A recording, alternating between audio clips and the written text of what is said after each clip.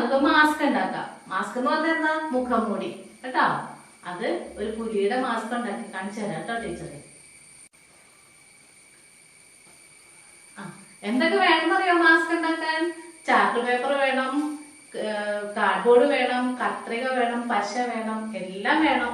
അപ്പൊ ടീച്ചർ അത് വെട്ടി കൊണ്ടുവന്നേക്കാം കേട്ടോ. കാർഡ്ബോർഡിൽ ഇതുപോലെ പുലിയുടെ മുഖംമൂടി ഉണ്ടാക്കാനായിട്ട് കണ്ടോ. ഇതുപോലെ ചാർട്ട് പേപ്പർ വെട്ടി എടുക്കണം. അതിന്റെ ഇതിൽ വെച്ച് കാർഡ്ബോർഡും വെട്ടി എടുക്കണം. എന്നിട്ട് അതില് പശ തൂക്കണം. പശ തൂത്തിട്ട് ഇതിങ്ങനെ ഒട്ടിക്കണം. ഒട്ടിച്ചിട്ട് ഇവിടെ കണ്ണും മൂക്കൊക്കെ വരയ്ക്കണം പുലിക്ക്. എന്നിട്ടോ പുറകിലൊരു ചരടും കൊടുത്ത് നമുക്ക് മാസ്ക് ഉണ്ടാക്കാം. നോക്ക്, അതുപോലെ ടീച്ചർ ഉണ്ടാക്കിയതാ ഇത്. ടീച്ചർ വെച്ച് കാണിച്ചു തരട്ടെ. ഇത് ഇങ്ങനെ കണ്ടോ? ആരാന്ന് മനസ്സിലായോ?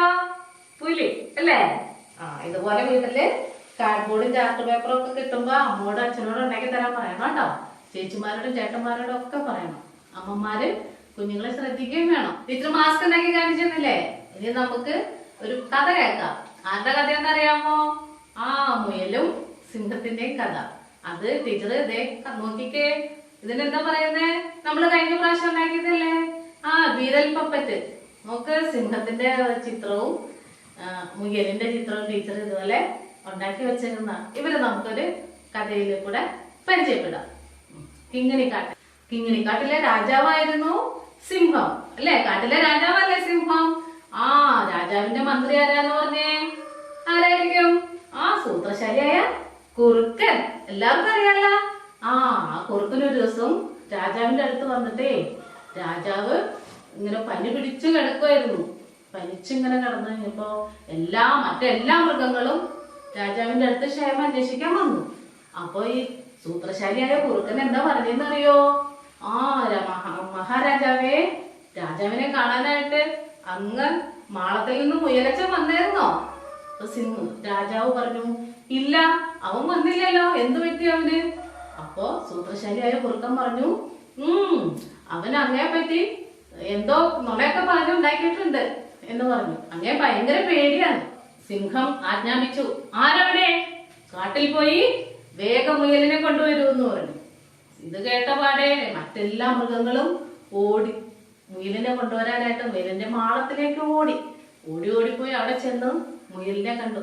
പിന്നെ മഹാരാജാവ് അന്വേഷിക്കുന്നുണ്ട്. മുയലിനോട് മറ്റു മൃഗങ്ങൾ പറഞ്ഞു, എന്താണാവോ കാര്യം എന്ന് ചോദിച്ചു. മുയല് പേടിച്ചു വിറച്ച് ഇങ്ങനെ മുയലിന്റെ മഹാരാജാവിന്റെ അടുത്ത് വന്നു നിന്നു. പ്രഭോ, അങ്ങ് എന്തിനാണ് എന്നെ വിളിപ്പിച്ചത്? എല്ലാവരും ക്ഷേമം അന്വേഷിക്കാനായിട്ട് എന്റെ അടുത്ത് വന്നു, നീ മാത്രം എന്താ വരാതിരുന്നത്? സിംഹം ചോദിച്ചു. അങ്ങക്ക് പനിയാണെന്ന് ഞാൻ അറിഞ്ഞു.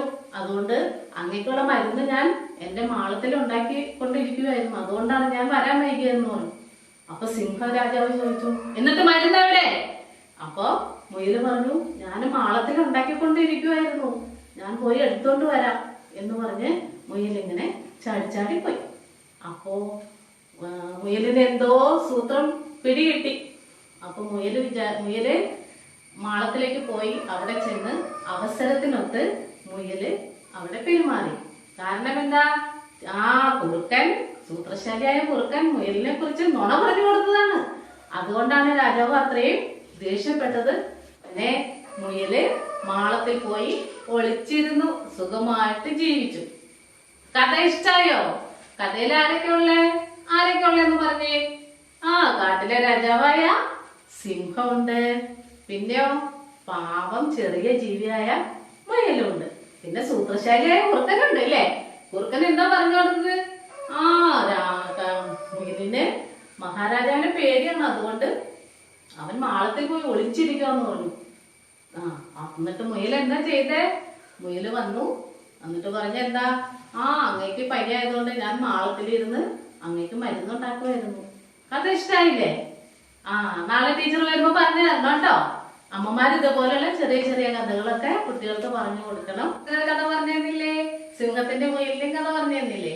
ഇനി നമുക്ക് ഈ കാട്ടിലെ മൃഗങ്ങളെ നാട്ടിലെ മൃഗങ്ങളുടെ ഒക്കെ പടം കിട്ടുമ്പോൾ നമുക്ക് ചേട്ടന്മാരുടെയും ചേച്ചിമാരുടെയും ഒക്കെ ആവശ്യമില്ലാത്ത ബുക്കില്ലേ, എഴുതി തീർന്ന ബുക്കുകള്, ആ ബുക്കുകളൊക്കെ എടുത്ത് പടം ഒട്ടിച്ച് വെക്കണം. എന്നിട്ട് നമുക്ക് അതിനൊരു പേര് കൊടുക്കണം. നോക്ക്, ആൽബം അല്ലെ? പടങ്ങളൊക്കെ ഒട്ടിക്കുന്ന ബുക്കിന് പറയുന്നതാണ് ആൽബം. ടീച്ചറെ കുറച്ച് പടങ്ങളൊക്കെ ഒട്ടിച്ചിട്ടുണ്ട്, കാണിച്ചു തരാട്ടോ. കണ്ടോ, എന്ത് രസമല്ലേ? ഇതേപോലെ ഉണ്ടാക്കി വെക്കണേ. ടീച്ചർ 2 പടം കൊണ്ടുവന്നിട്ടുണ്ട്, നമുക്ക് ഒട്ടിക്കാട്ടോ. പടം ഒട്ടിക്കാൻ എന്തൊക്കെ വേണം? ബുക്ക് വേണം, പടം വേണം, പിന്നെയോ പശ വേണം. നോക്കിക്കേ, ടീച്ചർ കൊണ്ടുവന്നേക്കണ ആൽബം. ഒന്ന് കൈയടിച്ചേ. കണ്ട, ഇതൊക്കെ നമ്മുടെ പടങ്ങളിലൊക്കെ കിട്ടുന്നതാ. പേപ്പറിലും കലണ്ടറിലൊക്കെ ഉണ്ടാവും. ആവശ്യമില്ലാത്ത കലണ്ടറൊക്കെ കീറാവും കേട്ടോ. അമ്മമാരും കുട്ടികൾക്ക് പടമൊക്കെ എടുത്ത് ആൽബമൊക്കെ ഉണ്ടാക്കി കൊടുക്കണം. നമുക്ക് ഈ പടം ഒട്ടിക്കാം.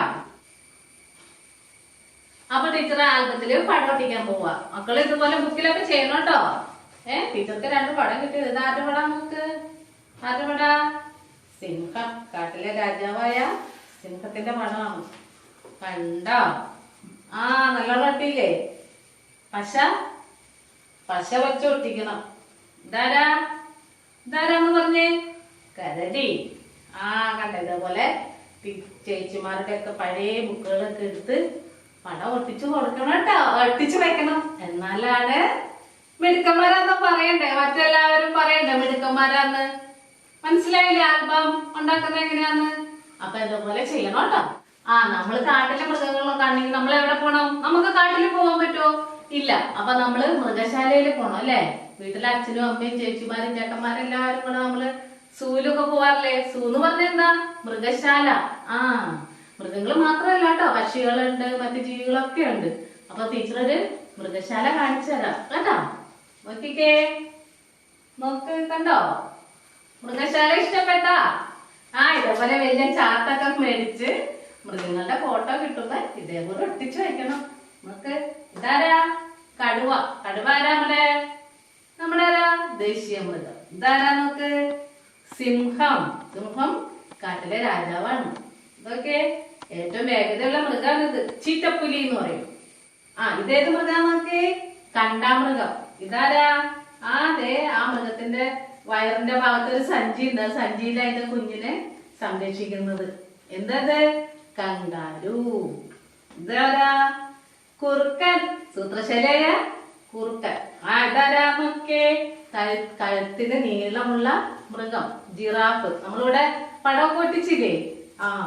ടീച്ചർ നാളെ സൂര്യ പോയപ്പോ ഇവരെല്ലാവരെയും കണ്ടതാട്ടോ. ഇനി ടീച്ചർ ഇലകൾ കൊണ്ട് മൃഗശാല ഉണ്ടാക്കിയിരിക്കുന്നത് കാണിച്ചു തരാം കേട്ടോ. നോക്കിയേ, ടീച്ചർ പറഞ്ഞില്ലേ ഇലകൾ കൊണ്ട് മൃഗശാല ഉണ്ടാക്കുന്നത്. ഇതാരാ? ഇതേത് മൃഗാന്ന് പറഞ്ഞേ?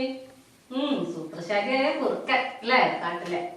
ഇത് നമ്മൾ വീട്ടിൽ വളർത്തുന്ന ഒരു മൃഗാണ്, നായ. ഇതാരാ? അണ്ണാറക്കണ്ണൻ അല്ലേ? 3 മൃഗങ്ങളെ ടീച്ചർ ഒട്ടിച്ചു വെച്ചിട്ടുണ്ട്. ഇഷ്ടമായോ അത്? ഇതേപോലെ അമ്മയോടൊക്കെ പറഞ്ഞ് ഉണ്ടാക്കണം കേട്ടോ.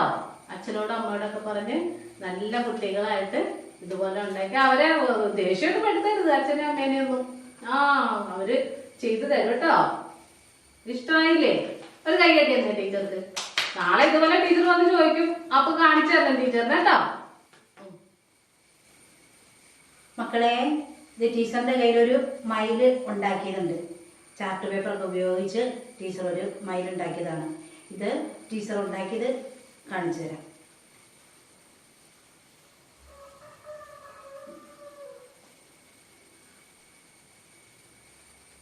ഇഷ്ടായോ?